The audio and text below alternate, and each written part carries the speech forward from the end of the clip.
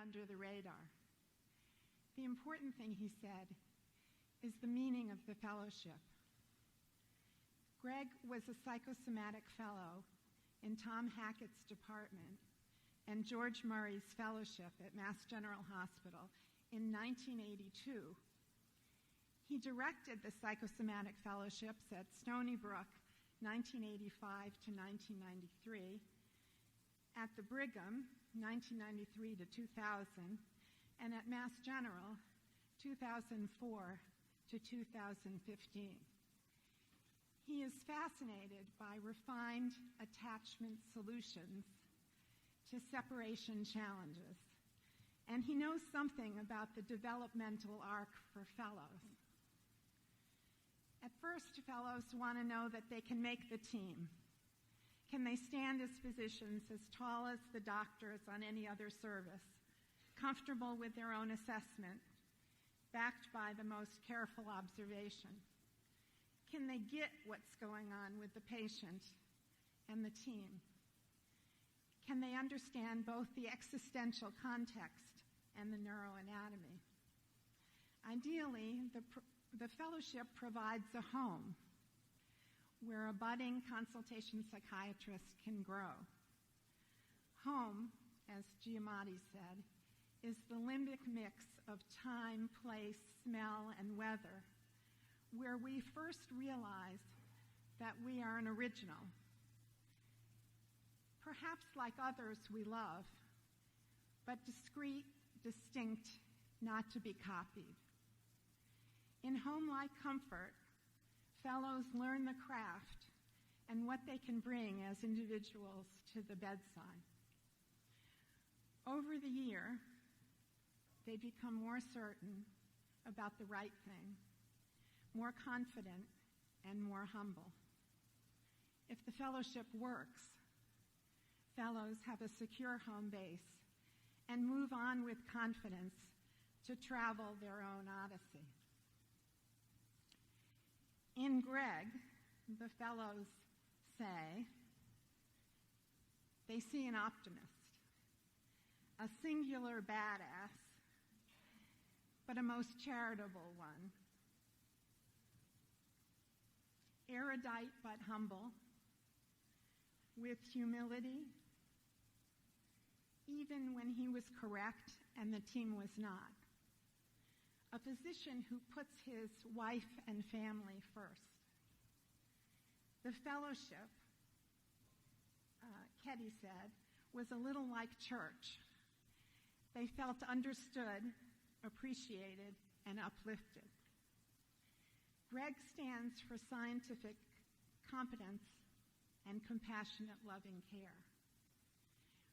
From Nick Conto's perspective, Greg put his unique stamp on a fellowship bequeathed to him. Neuropsychiatry and physicianhood tempered with humanism and wisdom, based in what George Murray would call the real, what is true in the meaningful and meaningful in the true. The fellow's greatest pleasure was the pleasure of getting Greg to laugh, a hearty, gut-busting laugh. Which brings me to Greg's odyssey. Greg's home is the Bronx. He comes from baseball and Roy Rogers.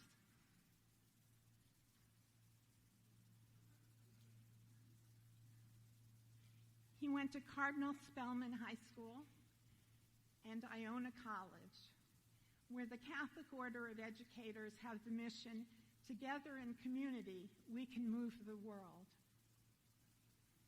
Then on to New York University Medical School and psychiatry residency at Bellevue Hospital.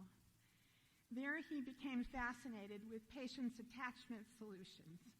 For him, the physician steps into the traditional space between separation and attachment, where the ill person's emotional self is ensnared. The physician serves as the secure base. After fellowship at MGH, He went to Stony Brook to run the Psychiatry Consultation Division and began to think more about catatonia. In 1987, he took a detour for a year in New Zealand at the University of Auckland, where he saw psychiatry in another land and learned about mathematical modeling of the brain and cybernetic research. Compelled by Darwin and curiosity about attachment, Greg studied brain evolution during a 1990 sabbatical at the National Institute of Mental Health. To mark out the anatomy of attachment, he explored the limbic system.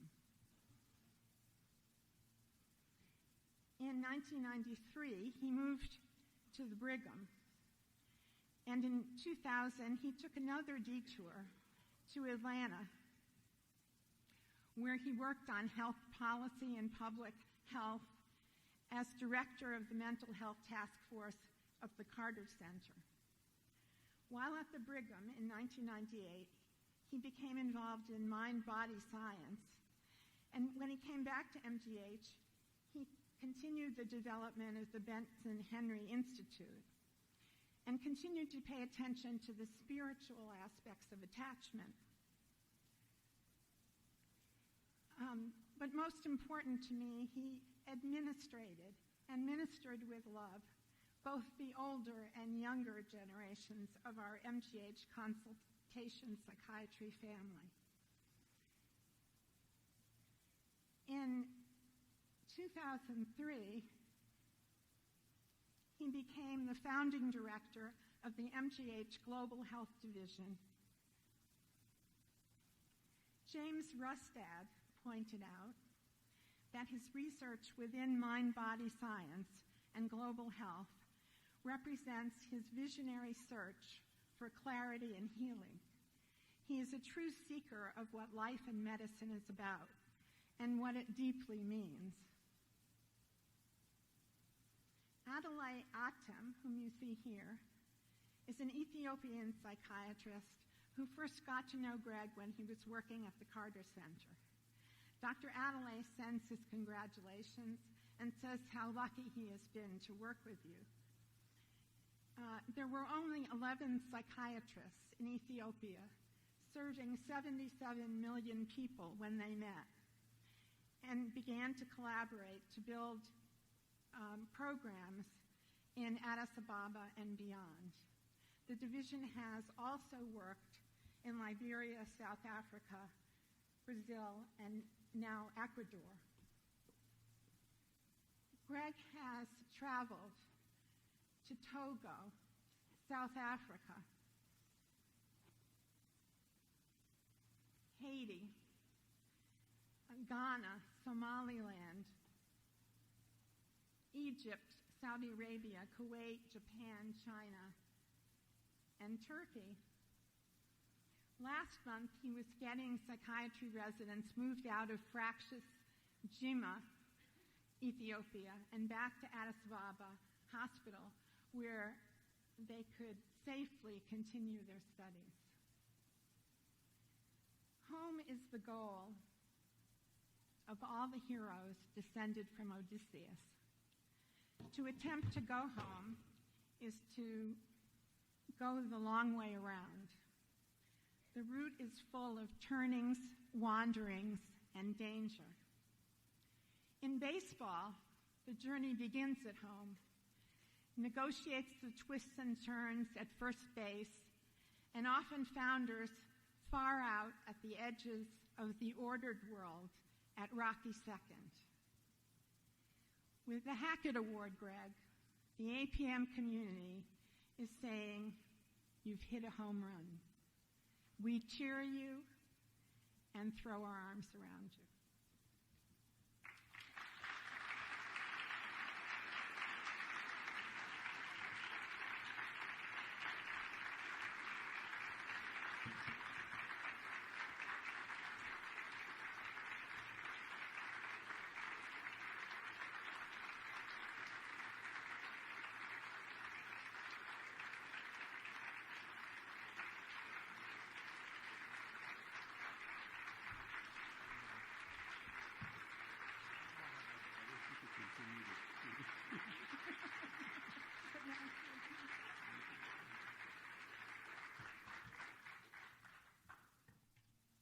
you so much, Donna. I just told Donna, can she just continue to... that was really splendid. I was telling Ted and Jack and Donna last night, Felicia and Scott did a wonderful thing and had many of the MGH fellows together, and that was really wonderful.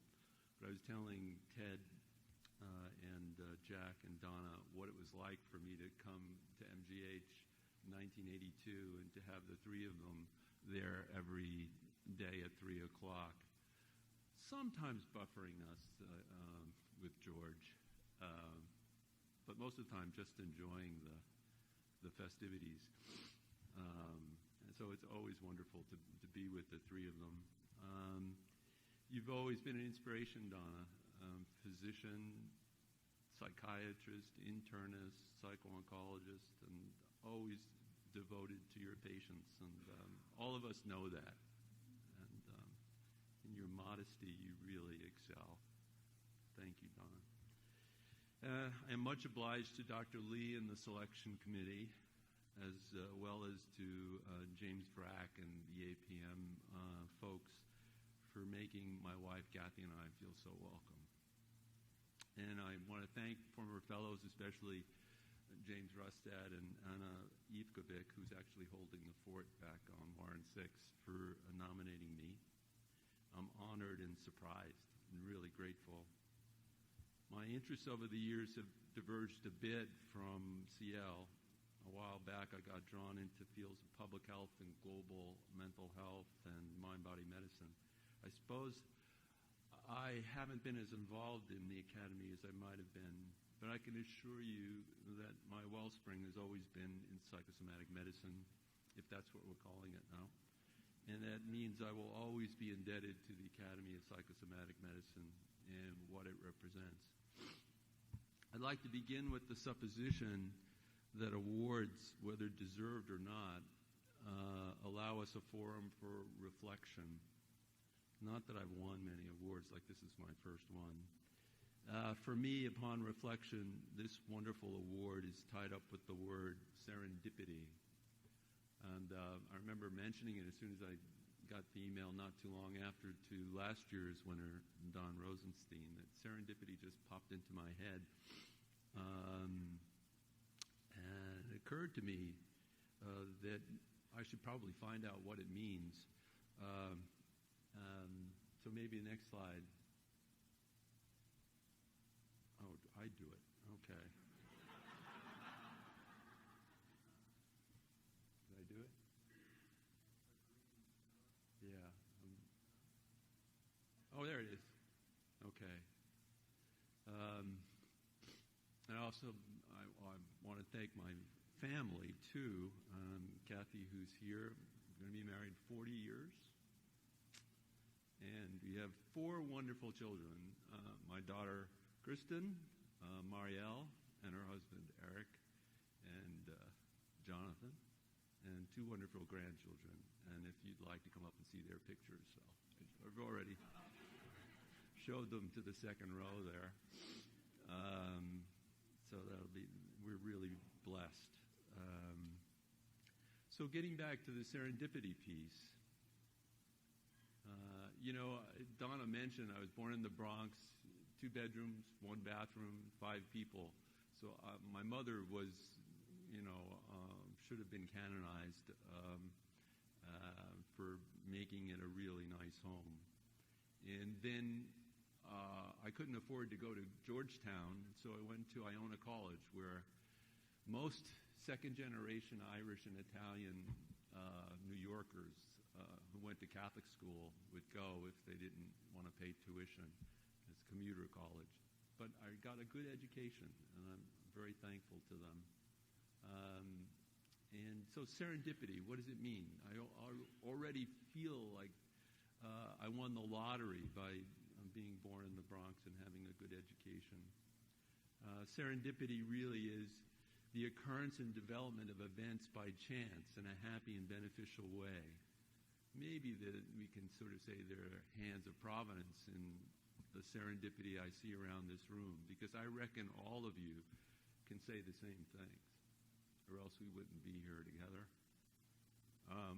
But when you think about where it comes from, because I didn't know this, but I suddenly got really interested in the word serendipity.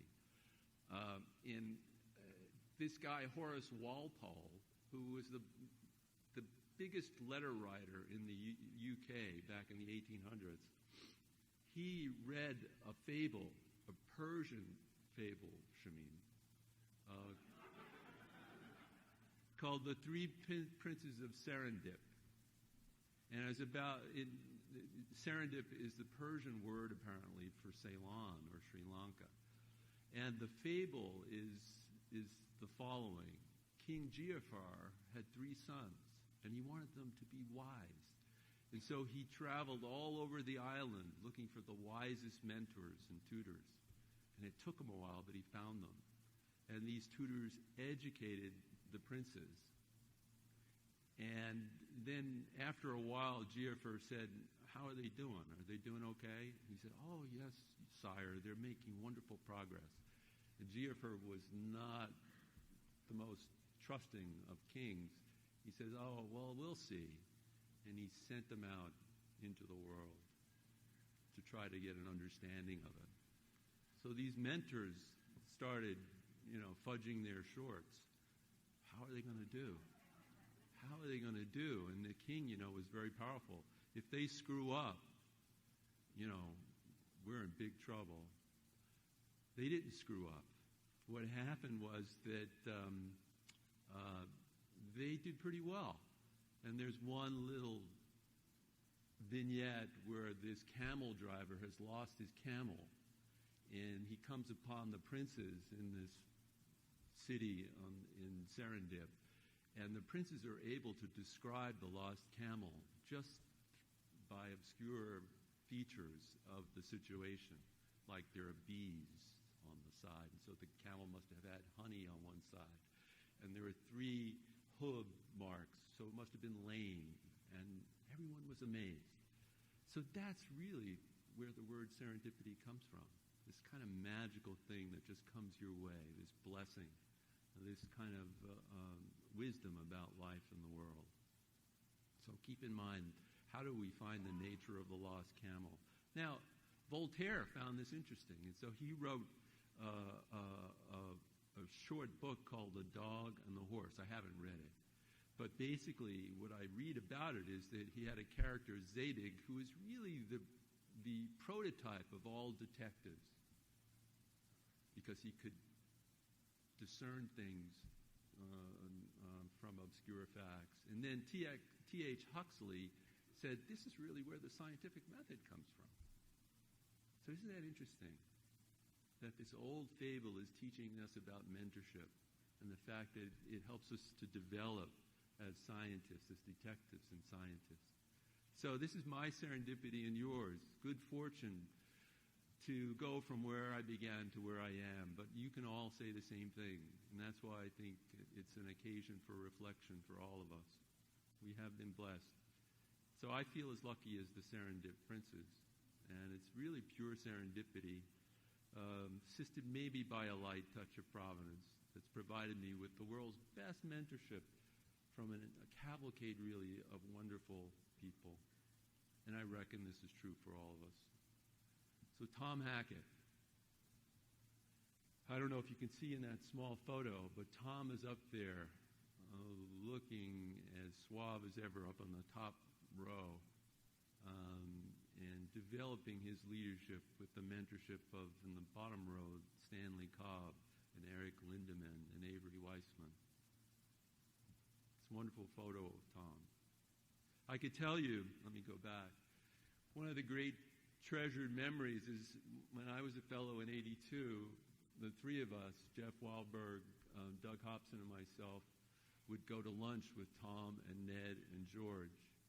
And I don't remember much of the content, but it was a blast. And we really learned so much about the human condition, the human experience. We laughed, it was great. And it was really great for us to be quiet and just to observe the interplay the humor, but also the understanding. And so I'm eternally grateful to Tom for doing that for us. And more about Tom later. And there's Ned. And the way we did the fellowship in those days is that we would have one main mentor, and Ned was my main mentor. And I spent time on the cardiac services mostly, on the CVICU and the Phillips House CCU, and Ned was a great mentor. He had laser smarts, and some of you know that.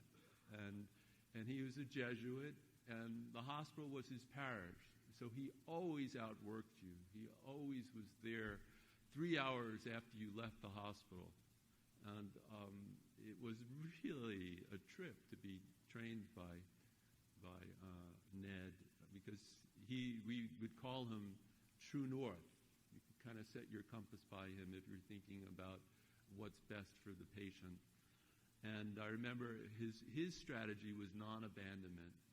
You'd follow the patient until they were dead or discharged, and you wouldn't be bullied away from taking care of your patient. And the one thing he instilled in you, he had these brows that would go down when he was pissed at you, and you wanted to avoid that at all costs because it could intrude on your dreams. You could if you neglected something, or he would give you that brow and you'd get piloerection. It was amygdala. And so he had that power over us, but he used it for good.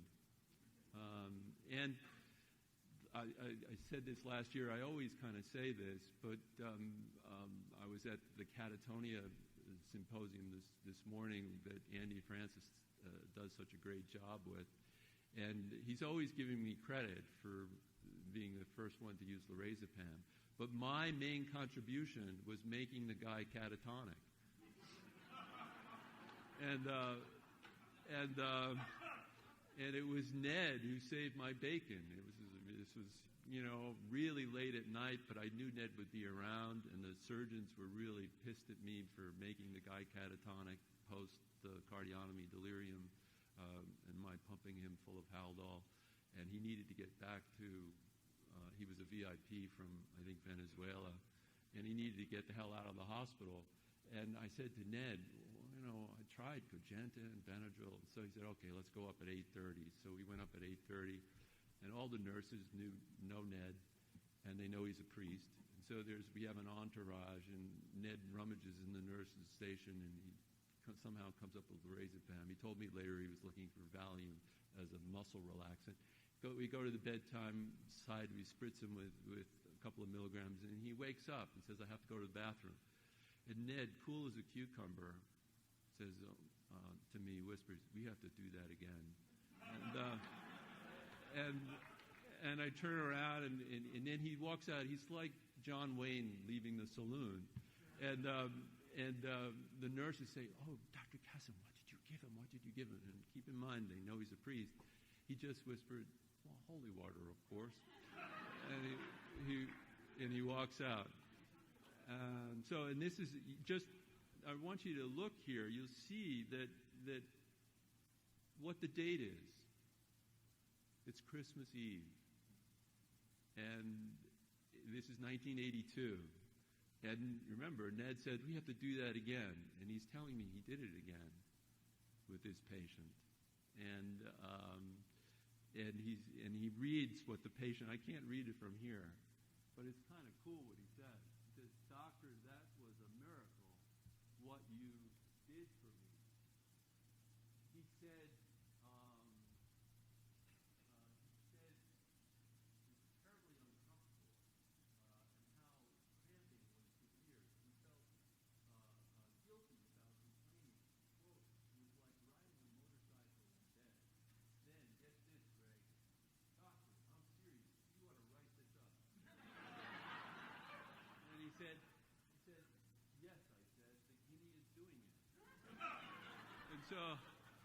and you see here, you see the brow from Ned, but this is Christmas Eve, probably late at night, and isn't he? He's a priest. He's supposed to be, getting ready for midnight mass.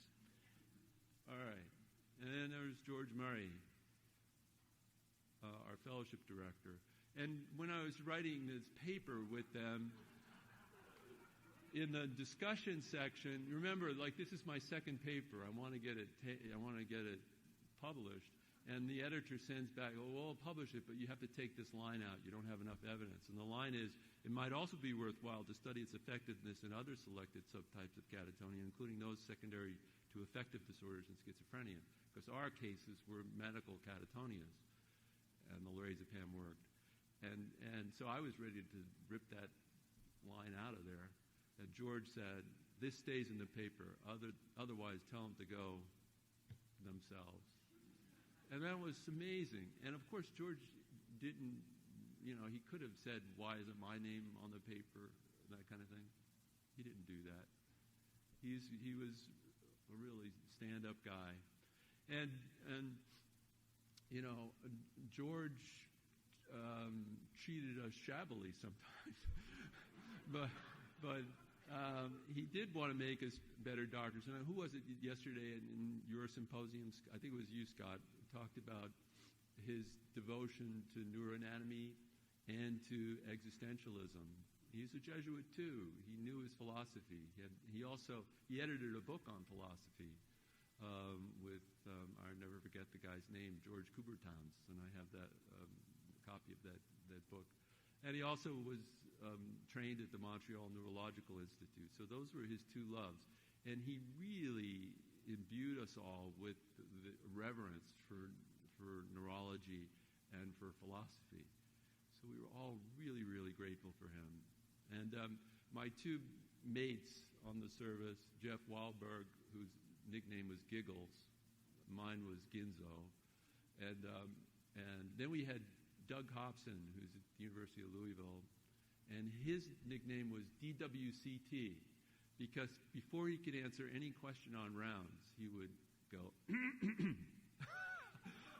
So George called him Doug Who Clears Throat. So all of you out there probably have a secret admiration for your nickname. Now, I was also blessed. My first chairman was Fritz Henn, a charismatic PhD molecular biologist, psychiatrist. And he was a lot of fun to work for, and he let me do what I wanted to do at Stony Brook. And then, one of the wonderful things about doing this symposium this morning is it always brings me back to the great contributions little old Stony Brook has made to catatonia and our management of catatonia. And that's because Fritz was a really good chairman and instilled in all of us, I think, a sentiment that we could do innovative things. And I'm so pleased that so many of the faculty and residents at Stony Brook have done great things. And this is Jim Wright. Donna mentions I was in New Zealand. He was my chairman at the University of Auckland. Brilliant guy. He was a postdoc with Roger Sperry at Caltech, and he did teach me a lot about brain and linear mechanisms and nonlinear mechanisms, consciousness. Jonathan Boris at the Brigham. Boy, what an administrator he was. And I'm so glad that I had him as an administrator first before Jerry. Because Jonathan Boris, he was so good at administration, and we have a wonderful relationship. He's almost exactly 10 years older than I am. I don't think he'll mind my saying that. But he did pretty much all the administration himself, whereas Jerry, very entrepreneurial. You have your area and make it prosper. And so I've appreciated that. I've grown because of Jerry's leadership as my chairman at MGH. And whenever I have a research question, Maurizio is always there in a generous way to make me not feel so stupid. And I bet you, show of hands, who else in this room has had the benefit of being taught by two Professors Stern? Nobody. Maybe that guy over there. So that's a picture from my yearbook. my 1978 yearbook of Marvin Stern, Ted's dad. And he was a remarkable guy. I remember going to him because one of the things, you mentioned I own a college and then going to NYU. I felt totally out of my class. There's so many smart, really smart people there, from the Princetons I had heard about and the Harvards I had heard about and all this. And I felt, wow, what the hell am I doing here? And I went and I saw Ted's dad, and he was so nice. It was like, this is not abnormal. You're not, it'll all work out. And he had this equipoise about him, equanimity about him. And when I think about Ted's dad, he had that sense of wisdom. For some reason, Mark Twain's quote popped into my head. Mark Twain said, "I'm an old man now. I've known many worries, most of which never occurred." And as you get old, you kind of say to yourself, wow, why did I worry about that? It's all going to work out. And that's the sense I got from Ted's dad. And then later, when I was a resident, and he was my professor, learning from him about, he knew about, what the immune system was doing to the brain. He was the first guy with Edwin Robbins to understand about what lupus was doing to the brain and causing what we called in those days lupus psychosis and stuff. So that was really remarkable, having that experience with Professor Stern. And then Ted, as I said, he was there. Wow, it's almost like 35 years ago, and there's no one more generative at MGH than Ted. All of you know that his door is always open in terms of building your what you contribute to the scholarship, and it's so great to see Ted now move into this role as director of the Thomas Hackett Center for Psychosomatic Medicine Scholarship, because we're all going to be richer now that Ted is devoting even more time to scholarship in our field. And this guy is Max Fink.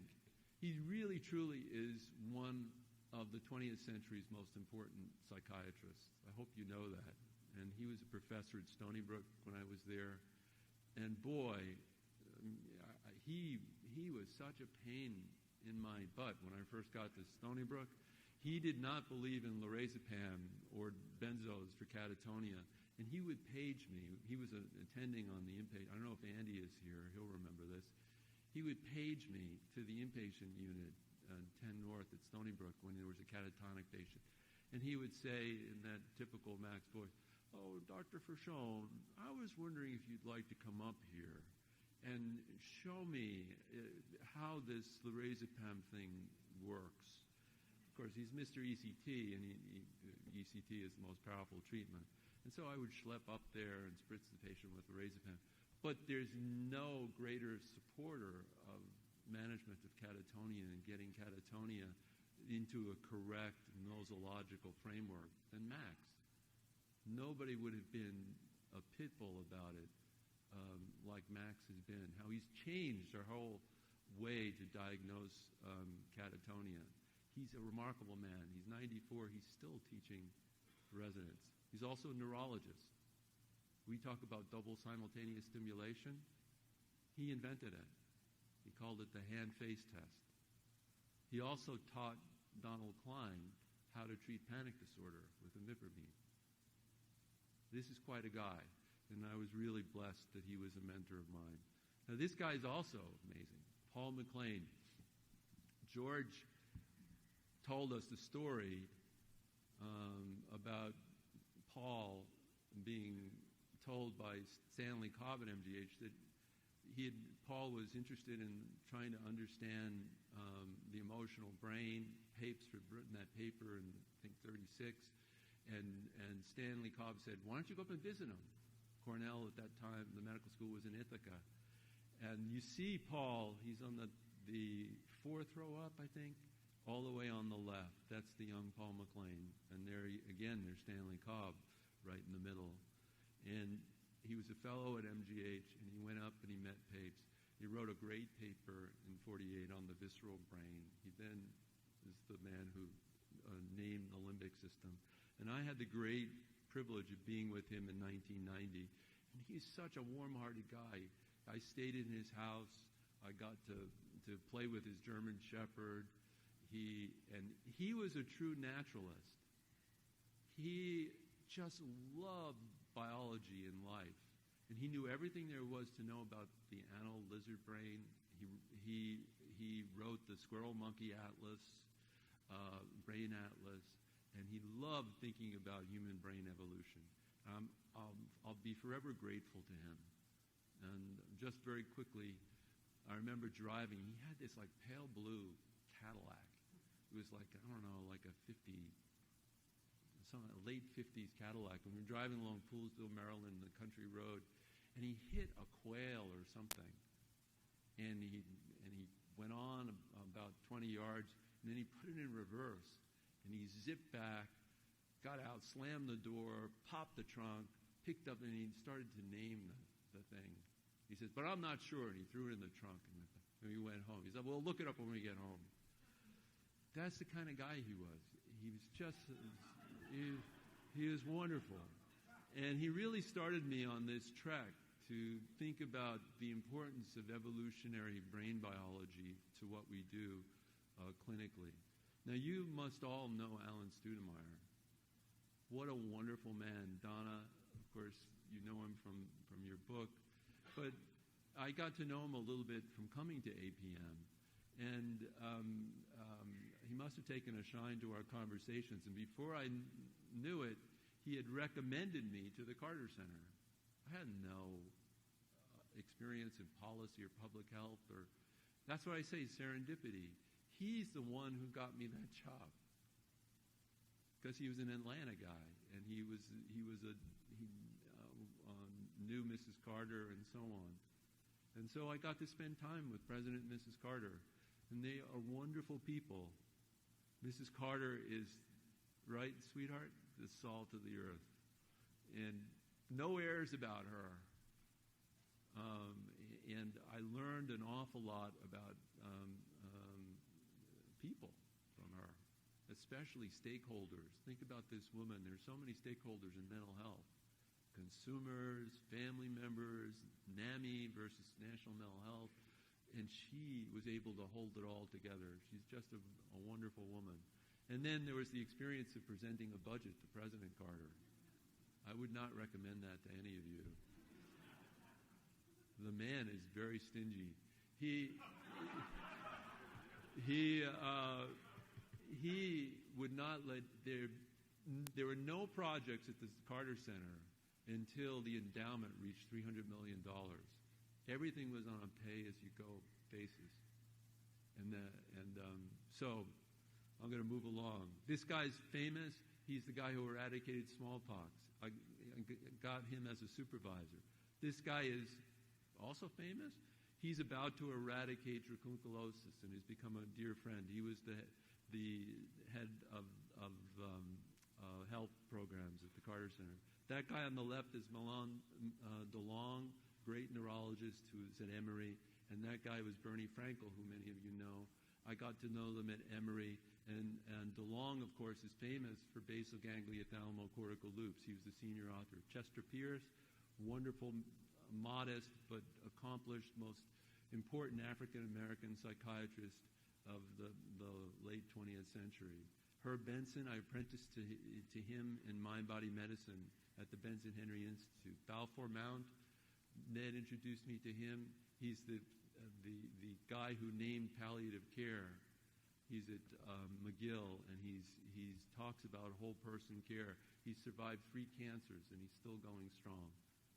Julius Richmond, Surgeon General, Assistant Secretary of Health and Human Services. He's a great advisor and talked to me about public health and adverse childhood experiences. So medicine's an apprenticeship. And as I say, you all have the same story to tell. To whom much is given, much is expected. And that's where we wind up with this challenge that I want to talk to you briefly about. Gershon just said not long ago quote, I would say the future of psychiatry from my vantage point remains uncertain and until it identifies a solid foundation. Nosology is not going to get it done. DSM is not going to get it done. Psychiatry may pass away until we find a more solid scientific foundation. That's the word of Michael Trimble. DSM to Michael Trimble is a gardener's manual. It's not a botanist manual. It's the word of Steve Hyman. It's the word of Tom Insel. It's the word of Stefan Heckers. We have to do a better job of embedding what we do in science. And I'm making a pitch for evolutionary brain science. And I would submit to you, Nikos Tinbergen, look him up, read his stuff. There are 4 questions. Before you go to the bedside, ask yourself these 4 questions. Remind yourself, how does the brain work? How did it develop? What is it for, and how did it evolve? So with the fellows, that's what we're trying to do now. Before you go to the bedside, remind yourself of Tinbergen's wise words. And we kind of know how it works. It's a sensory motor analyzer effector. It senses its environment, analyzes it, and affects a motor response, just like every other example of life. It's just specialized to do that. So remind yourself of that before you go to the bedside. And then think about how it develops. It develops in a we know a lot about that. The vulnerable periods, sculpting, pruning, what trauma in the child does to the sculpting of the medial prefrontal cortex and how it damages its ability to implicitly and explicitly control amygdalar tone. This is what we should be focusing on. Better ways of examining patients to see what's going on in their medial prefrontal cortex and why aren't they able to manage amygdalar tone. So that's another thing that's important. And then we also want to know what the brain is for. Well, the brain is for making decisions about whether to avoid or approach, separate or attach. If we want to simplify things, that's not a bad way to simplify it. And then finally, how did it evolve? Which is also a very important thing for us to keep in mind. And that 4th question is where you come in contact with meaning. Because evolution really, really refines biology and turns it into meaning. And you can't fight 320 million years of evolution. That's our mammalian heritage. And that's always going to be about attachment. And that's the work of John Bowlby. And that's the work of Paul Mclean.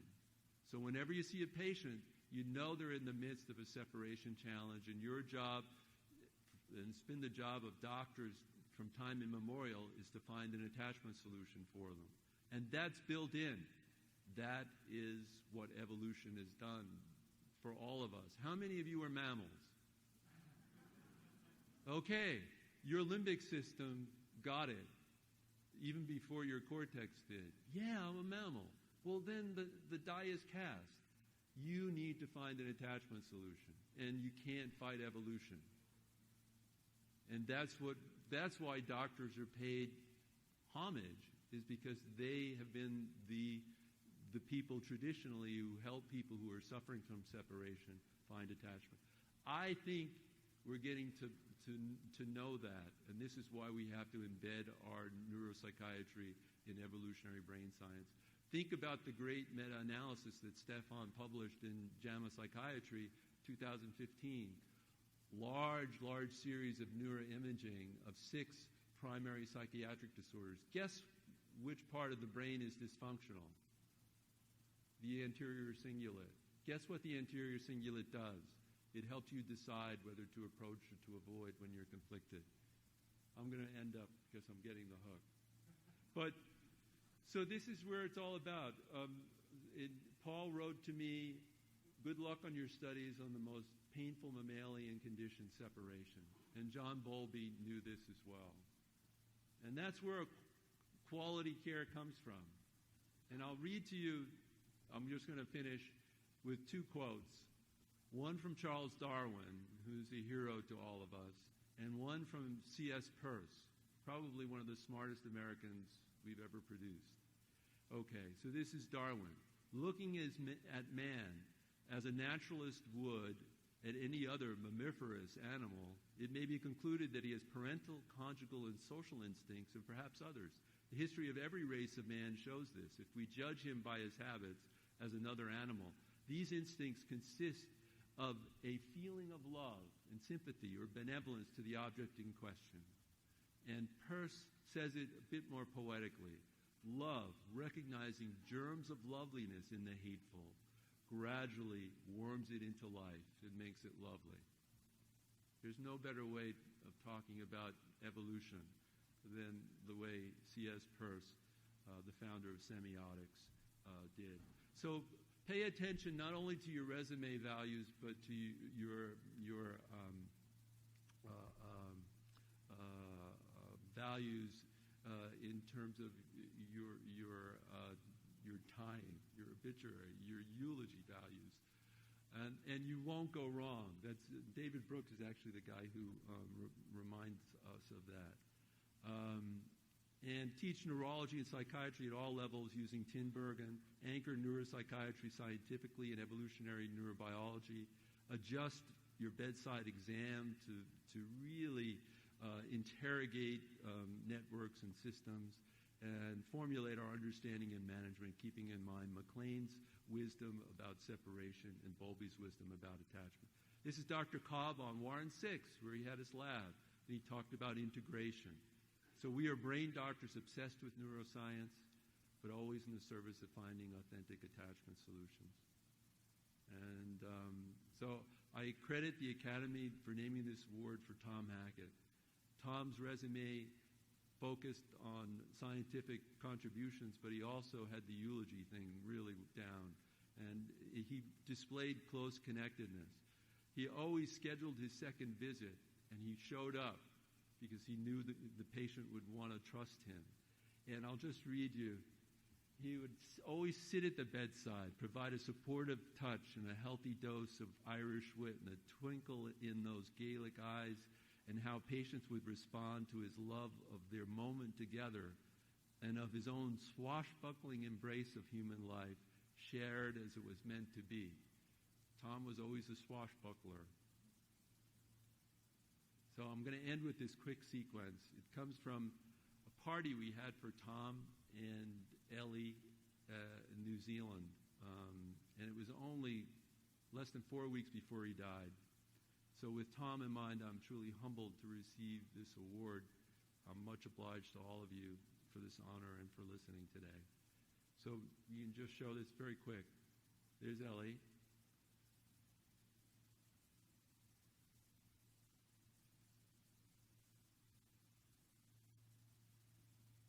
Last time I saw him. So thank you very much.